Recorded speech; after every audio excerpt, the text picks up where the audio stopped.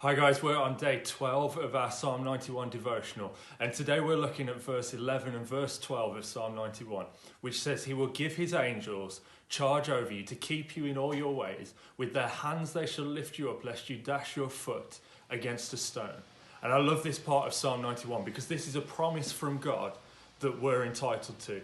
And whenever I think about promises, I think what it truly means to have a promise from God. And a promise is an assurance of something yet to come that is entitled to us. And the way I like to think about this is, if you imagine when you were a kid and your mom would bake a cake, when she would mix up all the mixture together, she would put the cake mixture in the tin. But if you were lucky, you got to then lick the spoon or the bowl with the cake mixture.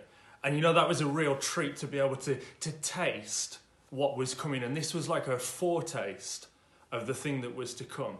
And this is very similar to the promises that we read about in the Bible, particularly through the Old Testament. We see promises from God which are a foretaste of things yet to come.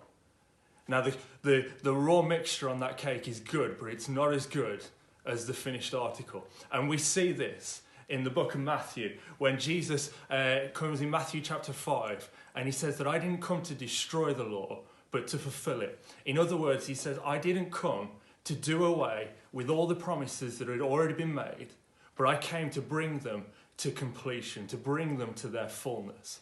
And I love this verse in Psalm 91 because it's reused again in Matthew chapter 4. And it's when Jesus is taken up into the wilderness to be tempted by the devil. And the devil tries to tempt him 3 times. And one of the verses that the devil tries to use is this verse. But I love that when Jesus says he came to complete the law, to fulfill all those things, that actually Jesus lays down in this short passage with the devil, he lays down 3 key areas that when we lean in God and trust in his promises, that God provides these 3 key areas for us. And the first way that the devil tries to tempt Jesus is he says, if you're the Son of God, take these stones and turn them into bread. And Jesus turns around and says, it's written that man shall not live on bread alone, but by every word that proceeds from the mouth of God. The first promise that Jesus lays out here is that God promises to give us our source of provision. And then the second thing that the devil does is he takes him to the top of the temple, stands him on the pinnacle and says, jump off from this, for it's written in the word that he shall give his angels charge over you, as we've read here. He will give his angels charge over you. But Jesus turns around and says, it is written, do not tempt the Lord your God. In other words, it's not for us to put ourselves in harm's way, for God to then prove his power, but it's for us to walk in his calling and know that whatever situation we find ourselves in, God promises his protection. Firstly, God gives us our provision, our daily provision. Secondly, he promises protection. And then the third way in which the devil tries to tempt Jesus, he takes him to the top of a very tall mountain, shows him the land in front of him and says, if you'll worship me, I can make you the ruler over all of this land. And Jesus turns around and says, get behind me, for it is written that man shall worship God alone, and in him he shall trust.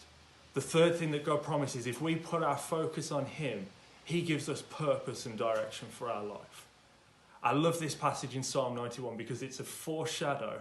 It's a promise of something yet to come. And Jesus, when he comes, begins to fill out that promise and expand on it more, and says that 3 things God will promise us is to give protection, to give provision, and to give purpose for our life. Each one of us is surrounded by his angels each and every day that come to protect us. But I believe it's not until we get to heaven that we'll fully understand just how much God has been working on our behalf each and every day in our life. But for now, we get a foretaste. We get to lick the bowl, as it were, of the promises of God. But when we get to heaven, I believe that we'll see it for what it truly is. The finished article, the fully baked cake, decorated with everything and even a cherry on top. Because this is what God has promised to us. So this is what I take from Psalm 91 and verse 11 and 12, is that it is a promise of God's provision, God's protection, and God's purpose for your life. God bless and have a great day.